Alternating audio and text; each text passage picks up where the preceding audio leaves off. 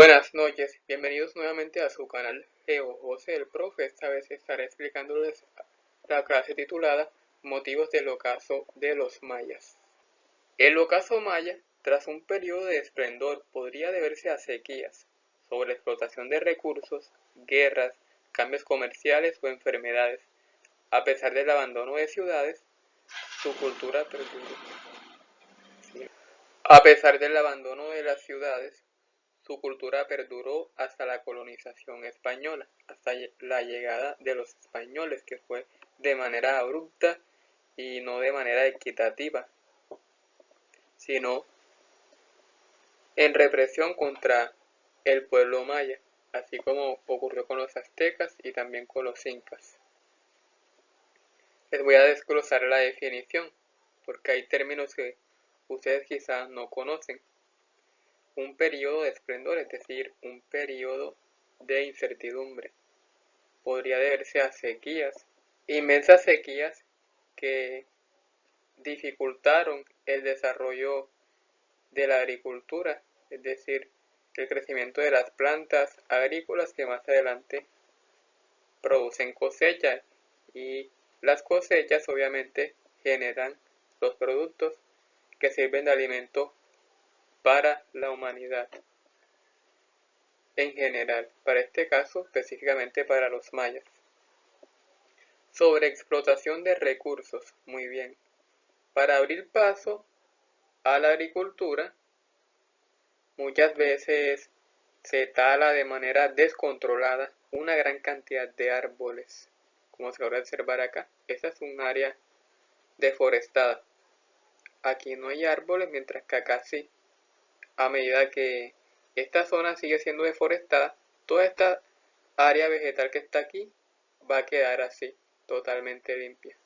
Sobreexplotación de recursos, es decir, no tienen en cuenta, o desde ese entonces no se tenía en cuenta, el enorme impacto ambiental que generaría en la naturaleza, y obviamente el gran impacto ambiental generado en la naturaleza iba a repercutir en la calidad de vida de los pobladores mayas. Cualquier daño a un ecosistema o a la naturaleza en general afecta en pequeña o gran proporción, dependiendo del daño causado a la población humana y también al resto de seres vivos que habitan un área determinada.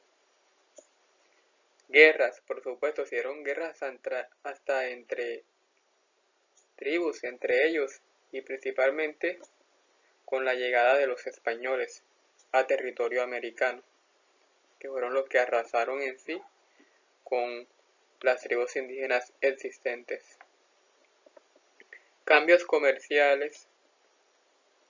Pero esto en menor medida, sinceramente en menor medida. Cambios comerciales se debe al famoso trueque, intercambio de alimentos, de vestimenta, entre otros productos, como el caso de vasijas que eran creados a través de barro, mediante la actividad que se conoce como orfebrería, o enfermedades, en algunos casos ciertas epidemias, gripes que se presentaban desde ese entonces. Pero para mí el principal factor que conllevó a la desaparición, o también el llamado esplendor maya, fue la llegada de los españoles, que incursionaron de manera violenta contra los pobladores indígenas. A pesar del abandono de las ciudades, su cultura perduró hasta la colonización española, efectivamente. Dieron ciertos abandonos en algunas ciudades, pero fue hasta la llegada de los españoles que la situación se recrudeció de sobremanera.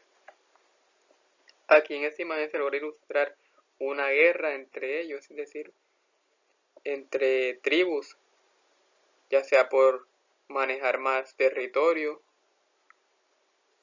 por poseer mayor número de integrantes, por controlar rutas para la comercialización de productos alimenticios, de prendas de vestir, y también lo relacionado con la orfebrería, es decir, la creación de vasijas y de otros instrumentos a base de la orfebrería.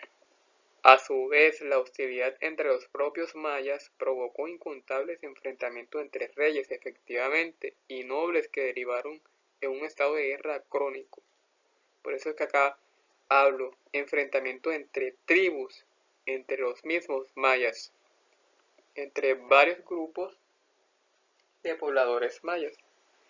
Los reyes eran los de máxima autoridad y los nobles les seguían para el caso de los mayas.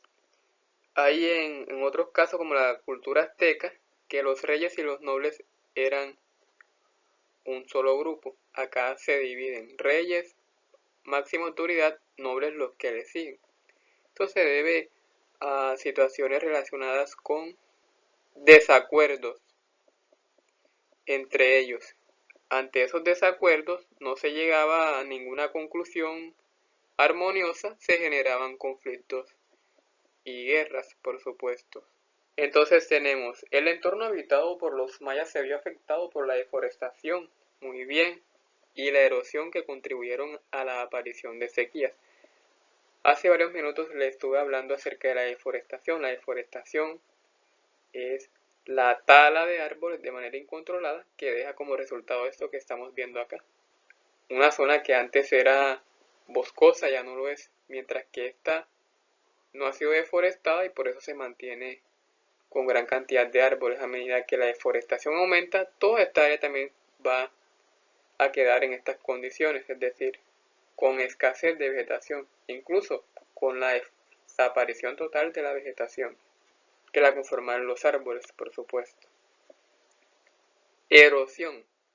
La erosión para este caso, la erosión se produce por varias causas, pero en este caso específico está relacionado con las sequías, de lo que hablo acá en un principio.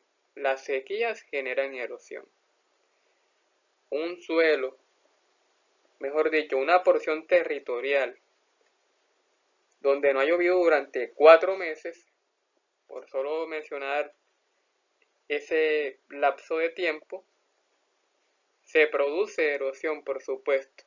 Es decir, se desprenden masas edáficas, es decir, masas del suelo, la masa externa, las masas externas, y se produce este agrietamiento, oíganlo bien, agrietamiento. Ese agrietamiento precisamente de erosión edáfica en este caso. La erosión edáfica hace alusión a la erosión del suelo, porque son suelos que se desprenden en cierta manera ante la escasez de humedad. Mientras esta área esté demasiado seca, el proceso erosivo va a aumentar de sobremanera. Cuando llueve, la estructura edáfica del suelo cambia de manera sorprendente.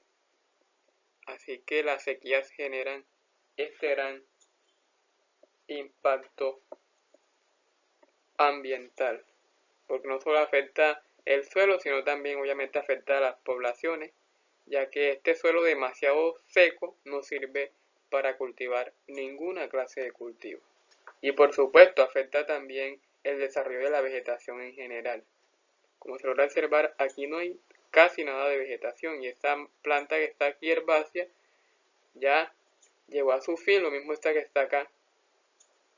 En meses posteriores llegará a su fin, si el proceso relacionado con la sequía sigue en esa situación, mientras que acá hay vegetación de sobremanera. Si no fuera por actividad humana, todo esto estuviera lleno de vegetación, porque acá llueve constantemente, mientras que acá no. En el caso de los factores externos, el medio ambiente sobre el que se asentó la civilización maya dispone de un régimen de pluviosidad muy variable en función del año. Muy bien, donde confluye una época lluviosa de mayo a octubre, es decir, durante 5 meses, de 5 a 6 meses, y una seca que va de enero a abril, es decir, los primeros 4 meses del año. Mientras que los otros periodos de cada año son mixtos, es decir, no tienen una época seca fija ni una época de lluvias fija. Y por eso es que acá se habla de factores externos. Es algo que se sale de control de la humanidad. Es decir, nadie controla el agua y nadie controla la lluvia. Esos son factores externos. Aunque los mayas y los aztecas creían un dios que controlaba el agua, la lluvia, el aire y el fuego. Pero en realidad son factores externos, es decir, que no están en manos de la humanidad. Dependen de fuerzas externas, por eso es que se le considera factores externos, porque no dependen de un ciudadano en común. Entonces, mi invitación es que se suscriban a mi canal GeoJose el Profe, comenten, compartan, disfruten de cada una de mis clases en sus diferentes asignaturas y consignen a mi cuenta Nequi, que está a nombre de mi mamá Valentina Hoyos, lo que ustedes deseen. Este es GeoJose el Profe, su canal. Muchas gracias.